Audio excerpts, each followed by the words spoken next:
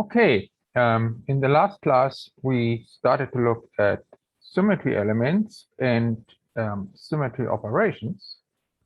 And we have seen that there's the identity, there are the proper rotations, there is the reflection operation, there's the inversion center, and last but not least, we looked at rotation reflections. We have seen that rotation reflections can actually substitute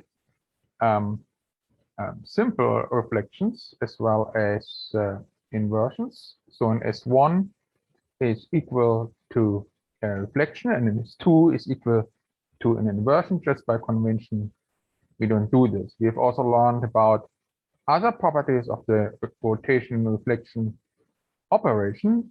In particular, we found that there's difference between rotation reflections that have an odd order and rotation reflections that have an even order. So when they have an odd order, we have to rotate reflect 2 times the order of the rotation reflection in order to reach the identity. If the order is even, then the number of rotational reflections needs to be equal to the order of the improper rotational axis so that the identity is reached. So in the last class, I illustrated this for an example of a rotation reflection operation of odd order. Now, to make this complete, I would like to add also an example of a rotational reflection with even order. So, for instance, the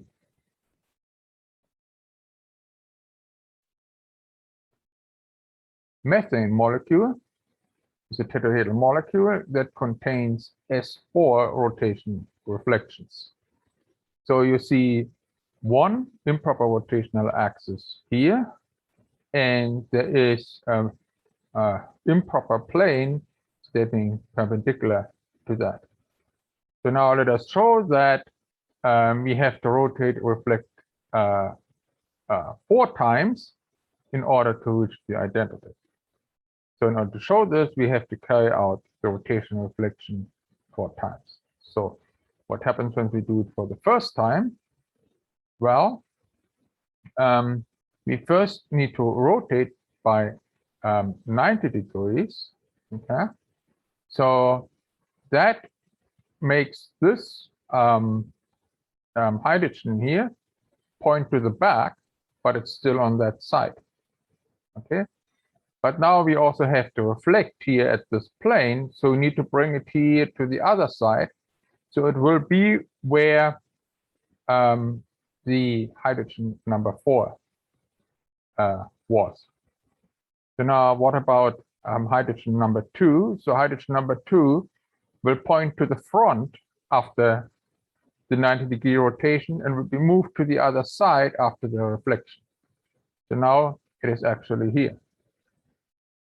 So now what about atom number 3? So atom number 3 needs to be first rotated by 90 degrees. That moves it here. It's now in the paper plane. After that, we have to reflect it here to this side, this plane to the other side, and it's now here in this position. So hydrogen atom number 4 will first rotate into the board plane, now pointing to the bottom, and after the reflection, it will be moved here to the left side, being now in this position.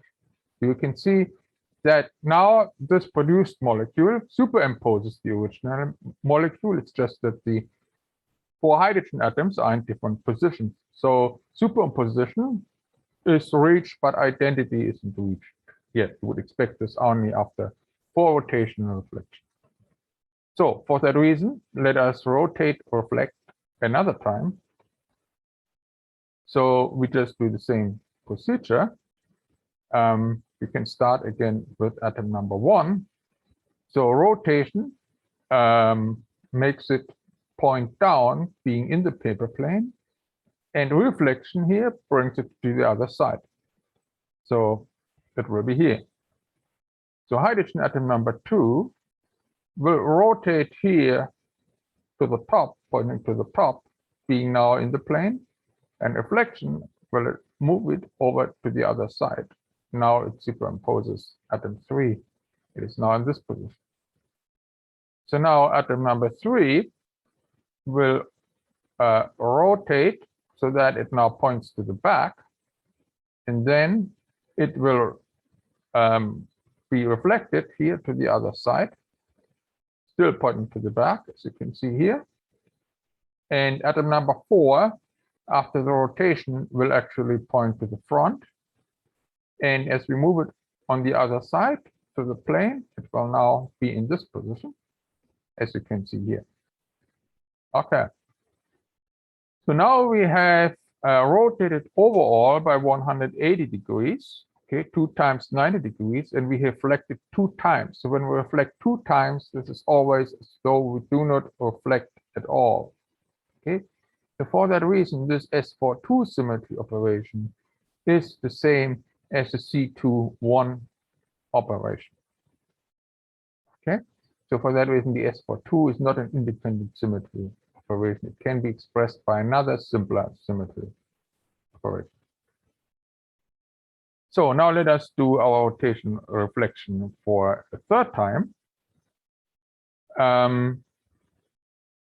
What will happen to our atoms? Well, let's start again with atom number 1. Rotating it will move it pointing to the front, and reflecting it will move it to the other side in the position of atom 4. And now it is here. So atom number 2 will move it first to the back to the rotation, and then move it to the other side to the reflection, and it will now be here in this position.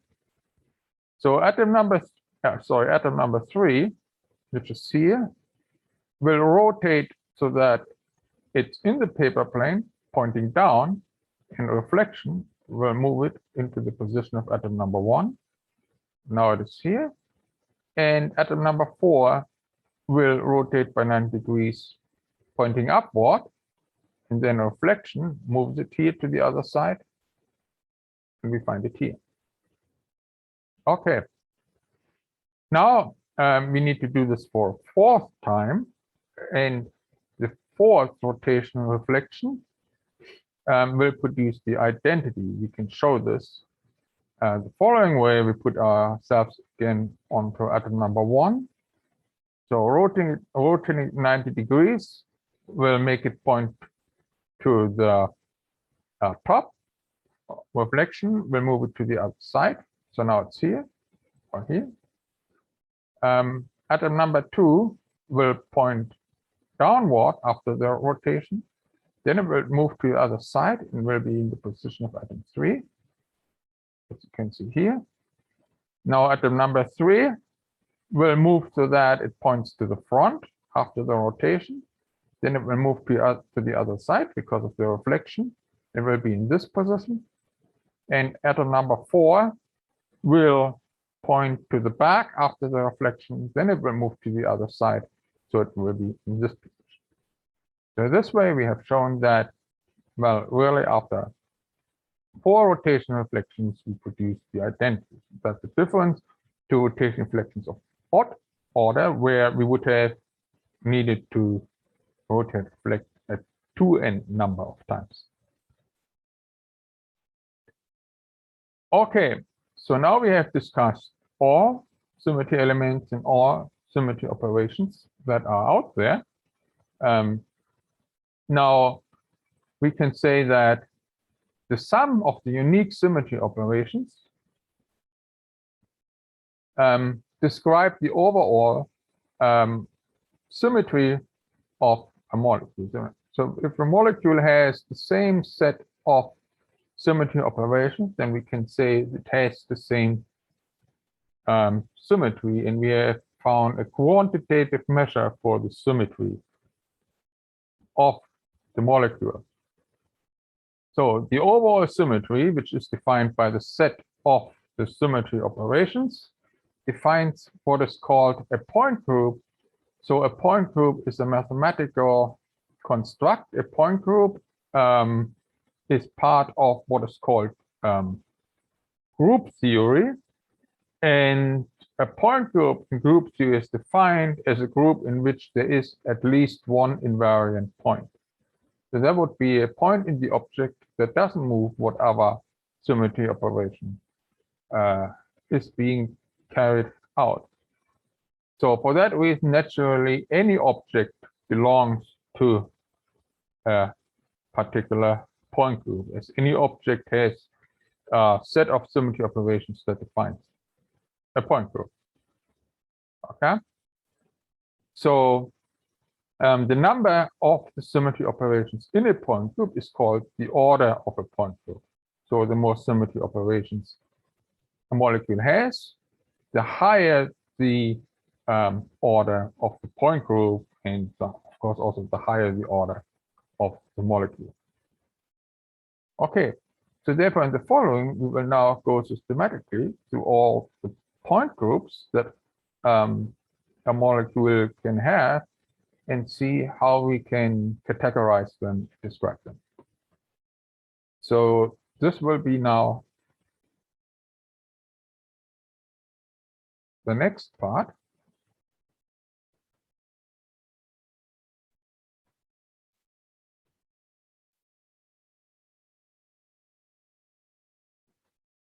So generally, we distinguish between low symmetry point groups, high symmetry point groups, and other point groups that have intermediate symmetry. So for simplicity reasons, let's start out with the low symmetry point groups. They are the easiest to understand because they have the lowest number of symmetry operations in them. So the point group that has the lowest symmetry is the point group C1.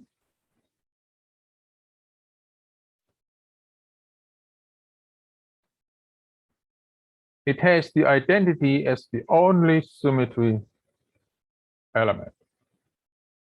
So an example for this is this molecule. So this is bromochlorofluoromethane. This molecule has to have the identity as a symmetry element in a symmetry operation, but no matter how hard you look, you will not find another symmetry element in another symmetry operation. So this is always a little bit a challenge with symmetry and also point group determination. You have to be able to see symmetry elements and symmetry operations in a molecule. So that needs practice, and therefore I would encourage you to practice this a lot, finding symmetry elements and symmetry operations in objects, and for that reason also I strongly recommend you to do the associated homework also, so that you get the right level of practice. So in this case, however, there's really nothing else but the identity. Therefore, the point group is C1. So another low symmetry point group is the point group CS. So in this case, there is a mirror plane as the only symmetry element in addition to the identity. So an example molecule is shown here. So this is bromochloroethene. So of course the identity must be present, but also a mirror plane must be present. Where is that mirror plane? Can anyone see it?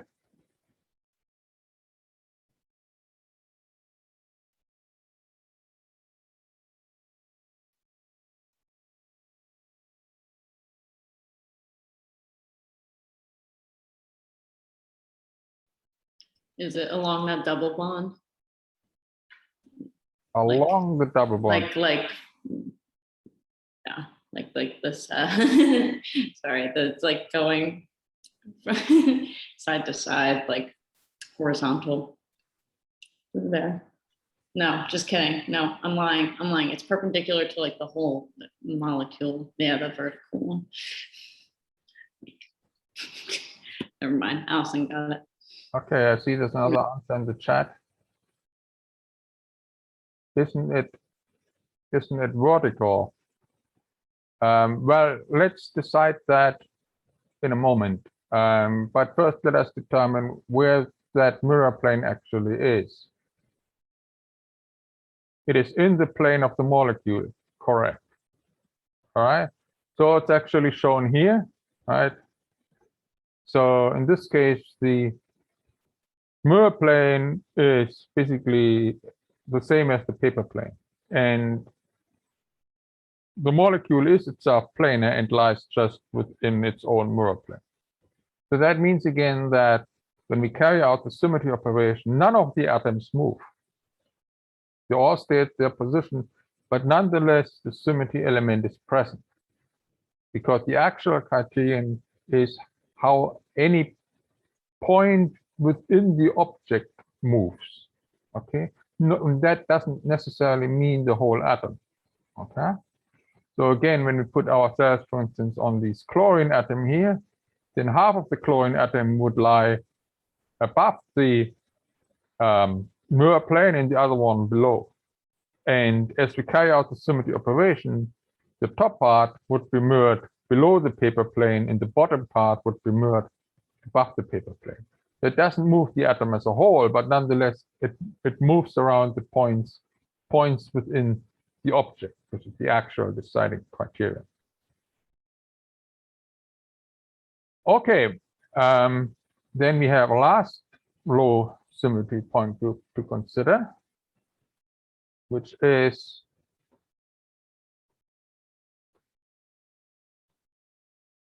the point group C subscript I. So in this case, we have the inversion as the only symmetry element. Remember, an inversion is the same as an S2 rotation reflection. Therefore, the point group Ci is also sometimes named S2. We can find both names in the literature. So an example for that is this molecule here. So this is dibromo dichloroethane, and it looks fairly symmetric, but it's actually not containing a lot of symmetry elements. Actually, it only contains the identity as well as the inversion center, which is here in the middle of the molecule, well, in the center of the carbon-carbon bond. Okay, we can move all the atoms to the center of the carbon bond to the other side, and then the molecule superimposes. Okay, so that bromine here would move through that inversion center here to the other side. So this one points to the back, and now it points to the front. Of course, with this bromine, the opposite would happen. Okay, it would move to the inversion center to this side. So formerly it was pointing to the front. Now, after that, it's pointing to the back. So with the chlorines, we have a similar situation. So this chlorine here points to the front. Okay, if you move it to the inversion center to the other side, it will superimpose this chlorine here. And if you start out with this chlorine, it would move it to that inversion center to the other side, superimposing that. Okay, so of course the carbons also swap up their positions as we move them to the inversion center to the other side. And the same happens with these two hydrogens. Okay, this one moves to the inversion center in the position of this one to the inversion center to the other side, superimposing this one. Okay, so these are all our low symmetry point groups. So next, we will go to the other extreme and discuss the high symmetry point groups.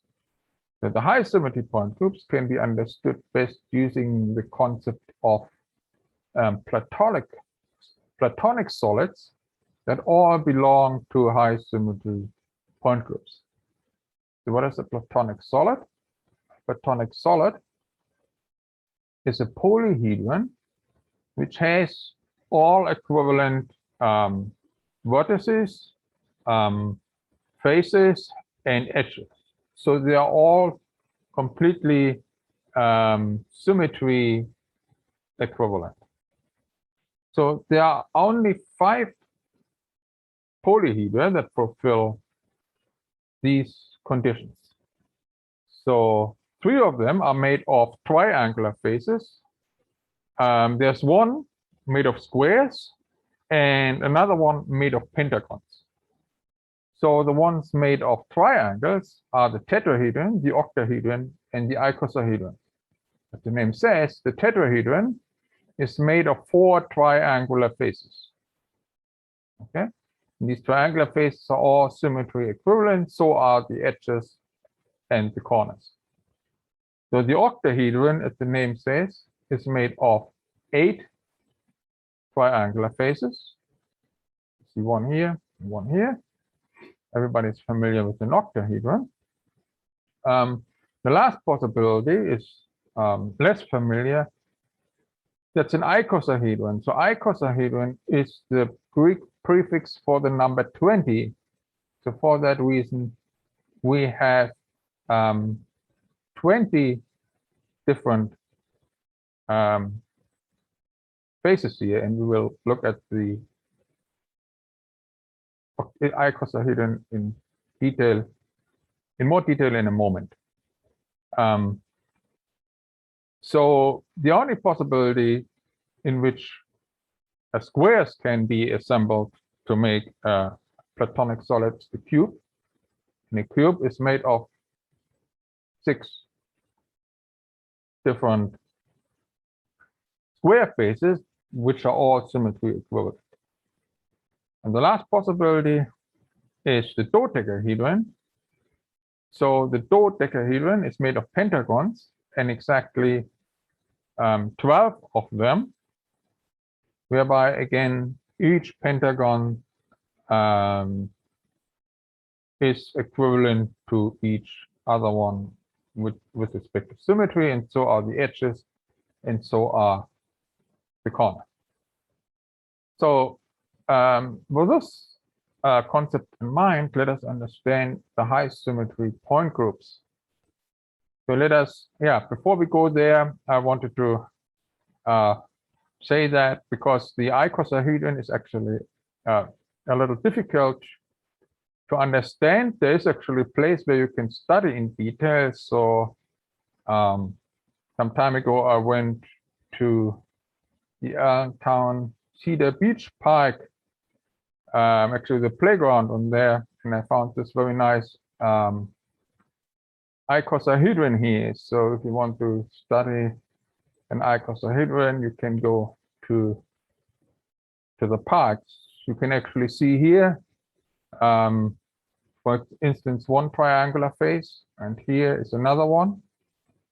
So here's a third one, for example, and they will give overall 20 icosahedron. So this will allow you actually to really study an icosahedron in 3 dimensions in detail, not only from the outside, but if you want, you can even study it from the inside. Okay, but this is just a side comment. Whether you do this or not is, of course, entirely up to you. But let us now really go to the first high symmetry point group, which is the point group TD.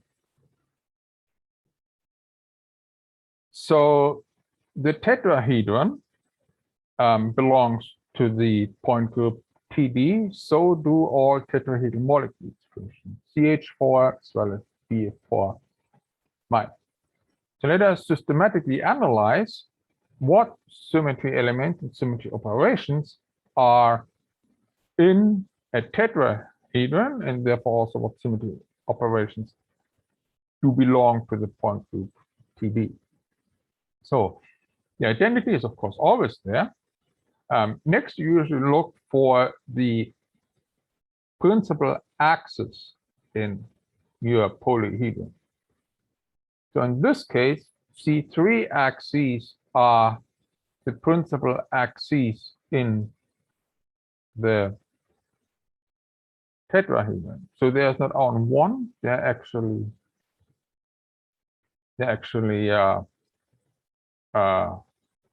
sorry, there are even 4 of them, not 3 of them, but 4 of them. See one of them here. Okay. So a C3 axis goes through a vertex of the tetrahedron, as well as to the center of the opposite triangular face, in this case, this one here. So now, with the help of the concept of the Platonic solids, you can easily predict how many of these three axes you would have. Okay, you see that you have one C3 axis per vertex. So our tetrahedron is over 1, 2, 3, 4 vertices. Vertices need to be symmetry equivalent because the tetrahedron is Platonic solid. Thus, you would also find additional C3 axes in the respective positions. Okay, so here they are. So we've already seen this one. This was the first one. Then here the second one, the third one. Okay, and here's the fourth one, going to the fourth corner. So this is a general property of a high symmetry point group. It has multiple principal axes. The tetrahedral point group TD has 4 C3 axes. So now, how many operations do we have? So we need to consider in this case that, well, for each C3, we have 2 operations to consider, okay? And that is the C31 and the C32. The C33 we don't have to consider because it's the same as the identity. So because we have 4 C3 symmetry elements, we have 2 operations per element. That gives us overall 8 C3 operations. Okay, now we have considered all of our principal axes. So in addition to this, we now need to consider the C2 axes, lower order axes as well. In this case, we need to consider C2 axes. You see one C2 axis here. So where does it stand? Well, you see it actually bisects 2 opposite edges of the tetrahedron. Okay, this one here and that one here. We can easily see that there is a C2 axis because as we carry out symmetry operation, well, this point here moves into this position, and this point here moves into this position. This point here moves into this position, and this point here moves into that position. Okay, leading to the superposition of the objects. So now, how many of the C2 do we have? We can again predict this using the concept of the Platonic solid. So you see, we have 1 C2 per 2 edges. So how many edges do we overall have? Well, we have 1, 2, 3, 4, 5, 6. So for that reason, you would expect 6 over 2 is equal to 3 C2 axes. Okay, you can see them here. So the first one was that one. The second one here is this one, entering the tetrahedron here and leaving the tetrahedron actually over there. And the last one here is entering to this edge here and leaving to this edge. So again, we should find out, well, how many symmetry operations are associated with these symmetry elements. We know for C2 axis, we only have 1 symmetry operation to consider. That's the C21, because the C22 order produces the identity. So now, as we have 3 C2 axes overall, we therefore have 3 C21 symmetry operations overall. Okay, so now we are done with our proper rotational axes. So next we can, for instance, look for rotation reflections. And you've learned already previously that in the tetrahedral molecule, you have S4 rotation reflections. So the S4 rotation reflections, or the improper rotational axis, stands where the C2 axes stand, exactly in the same position. So the improper rotational axes enter the tetrahedron through the center of an edge and leave also through the center of an edge. Okay, but in contrast to the C2, we are now rotating only around 90 degrees. Okay, but that 90-degree rotation is now followed by a reflection at a plane that stands perpendicular to the axis. Okay, you've learned that already previously when we discussed the S4 rotation reflection. Okay, so now how many S4 improper axes would we expect? Well, the S4 axes stand exactly where the C2 axes stand.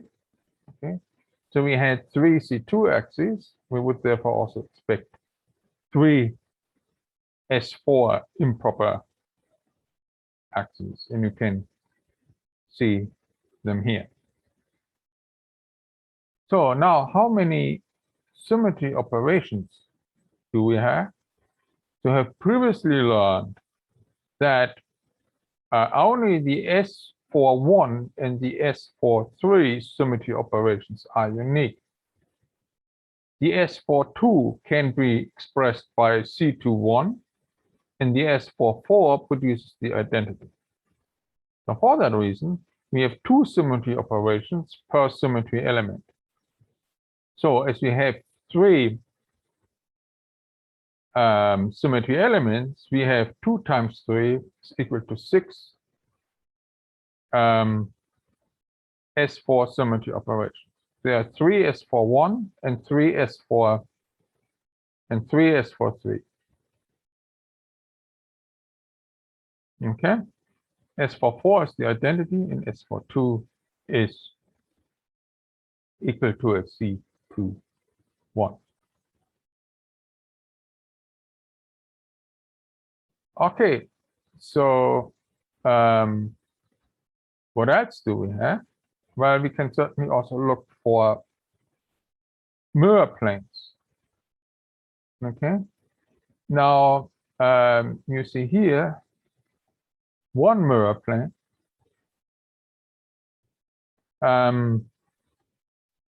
And that mirror plane, as you can see, contains an edge here. Right? Okay. You see also that it contains a C3 principal axis. Okay, so that argues that it would be a vertical mirror plane. However, closer considerations reveal that while it contains one of the while it contains the principal axis, it actually bisects the angle between 2 C2 axes. Okay, these two here. Okay, so that makes it a special vertical mirror plane. It makes it a dihedral mirror plane. Okay, then how many of these would we expect? Well, you see that one of them contains one edge, this one here in this case. According to this, how many of them would you expect? If there's one plane per edge,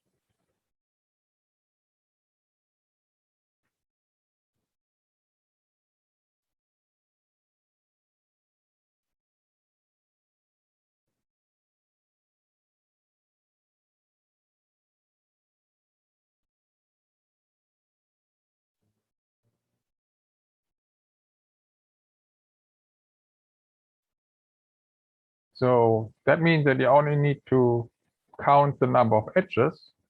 How many edges does a tetrahedron have?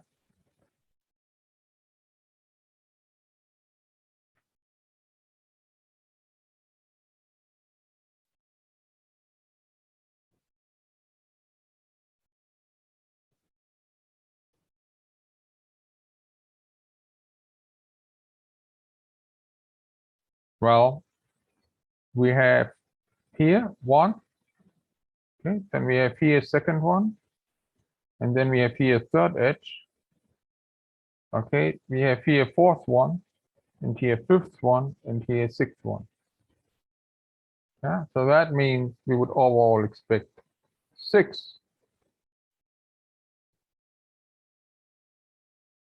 Yeah, there was an answer. Yeah, 8 edges, 7 edges. No, unfortunately, it's not correct. It's only 6.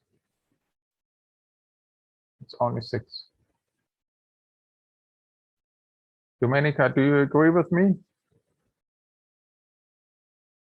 I show them again. Here's the first one. Here's the second one. Here's the third one. Here's the fourth one. Here's the fifth one. And here's the sixth one.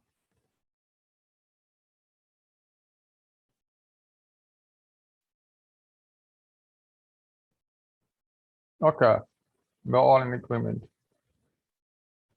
So now, how many operations will we have? Well, again, in this case, it's simple. We know there's always one reflection operation per mirror plane. That's because if we mirror 2 or in general an n number of times, that's always as though we do not mirror at all because we reach the identity. And when we mirror an odd number of times, then that's always the same as reflecting just one time. Okay, so for that reason, we have 6 sigma d operation. Okay, so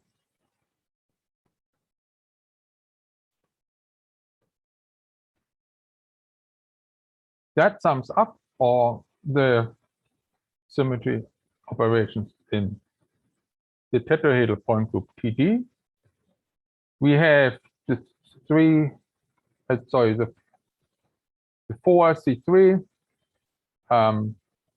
axes. We have the 3 C2. We have the 3 S4, and we have the 6 sigma d. Okay, so these are the symmetry elements. And again, you have all the symmetry operations associated with the symmetry elements summarized here underneath.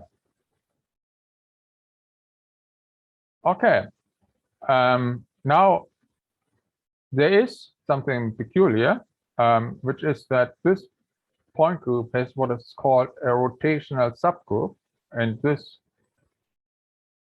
point group is called T. So it has actually all the symmetry elements of the point group TD, except that the mirror planes as well as the improper rotation reflections are missing. So that means it has only the proper rotations left, besides the identity, of course. For that reason, it's called a rotational subgroup, which has the label T. So you see one example for that here. So this is actually a tetrahedral gallium cluster made of 4 gallium atoms and 6 ligands that bridge the gallium atoms. And you see here the exact structure of the ligand. Okay. So now when you look close, you see here 1, 2, 3, 4 gallium atoms, and these gallium atoms actually build a tetrahedron. So considering the gallium atoms only, you would actually have a perfect tetrahedron, and you would be in the point group TD. However, because of the shape of the ligand here and the way the ligand binds to the gallium, the symmetry is reduced. all the improper rotations are gone, and also all the reflections are gone. So only the proper rotations are being left, and therefore we are in the rotational subgroup PD. Sorry, in the rotational subgroup T.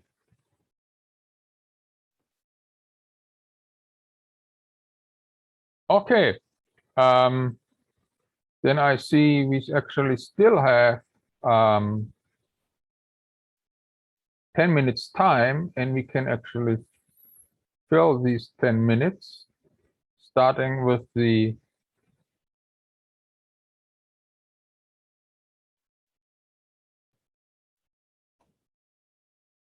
next high symmetry point group, which just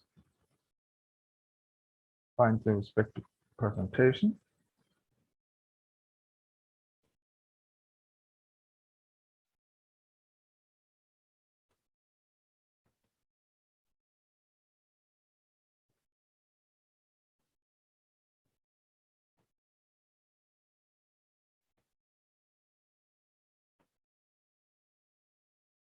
And the next high symmetry point group to discuss is the octahedral point group OH. So there are actually two platonic solids that belong to that point group. It's the octahedron, as you might suspect, but in addition to the octahedron, it's also the cube. So also the octahedron and the cube have very different shapes. They have exactly the same set of symmetry elements and symmetry operations, and therefore they belong to the same point group OH. In order to gather the symmetry elements and symmetry operations, we could use either of these shapes. We'll just arbitrarily choose the octahedron to do so. So a molecule that has octahedral shape is, for instance, the SF6, as we have seen in the previous class already. They're actually also cubic molecules. For instance, cubane, as shown here, is a molecule that has cubic shape. But this is relatively rare in comparison to the octahedral shape, actually. It's actually quite a lot is common. Okay, but anyway, let's analyze the octahedron. So besides the identity, we need to first try to find the principal axes. So because the point group OH is also a high symmetry point group, we have again multiple principal axes. In this case, they have the order 4. You see actually one of them here, and you see that the C4 axis going through opposite corners. Okay, now again we can ask how many of these C4 axes we would expect, given that we have, well, one C4 per 2 corners. We would expect that it is the number of corners or vertices over 2, which would give what? Can anyone tell me?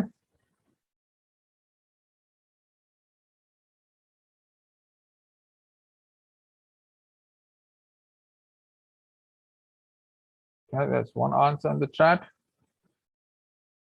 It is 3. Yeah, that's correct. So we have overall 6 vertices. 1, 2, 3, 4, 5, 6. And therefore we should have 6 over 2 is equal to 3.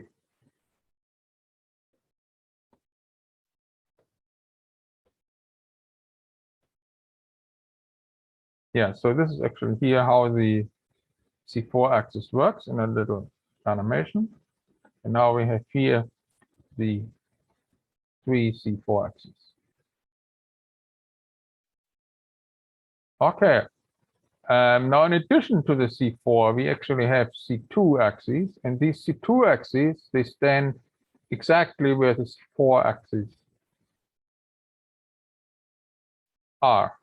Why do we have them? It's just because when we rotate 2 times around 90 degrees, that's the same as rotating 1 time around 180 degrees. So that also this determines now how many symmetry operations we have per symmetry element. So when we look at the C4 axis, then we would need to consider, well, the C41, the C42, the C43, and the C44. We know the C44 is equal to the identity, but the C42 is the same as the C21, and therefore is also not considered. So we consider only the C41 and the C43. So therefore we have for these two, 3 C41 and 3 C43, which is overall 6 C4 operations. Okay. Now what about C2? Well, for the C2, we have only the C2 ones to consider. Because we have 3 axes, we have overall 3 C2 operations.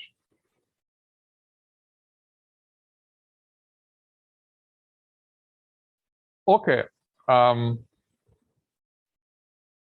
So now we are done with the C4 and the C2. In addition, we now have C3 axes to consider. And these C3 axes, they're actually going through 2 opposite faces of an octahedron. Yeah. So let's show by a little animation how this works. Yeah. We see that if you rotate by 120 degrees, the octahedron superimposes. Okay, because the triangles of the opposite, the vertices of the opposite triangles here, they just rotate. So again, we are interested in the question, how many do we have? In this case, you see that you have 1 C3 axis per 2 faces, okay? Because C3 goes through 2 opposite faces.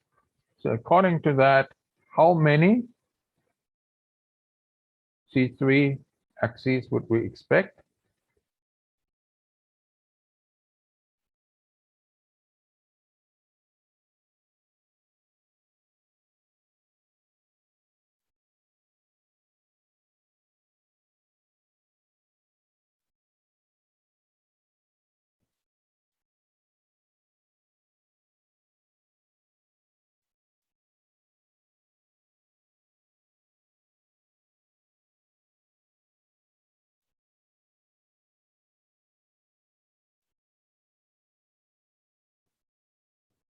Yeah, there's an answer. 4. Yeah, 4 is the correct answer. Why is this? Well, we have overall 8 faces in our octahedron. So that means that we'll have 8 divided by 2 is equal to 4 C3 axes.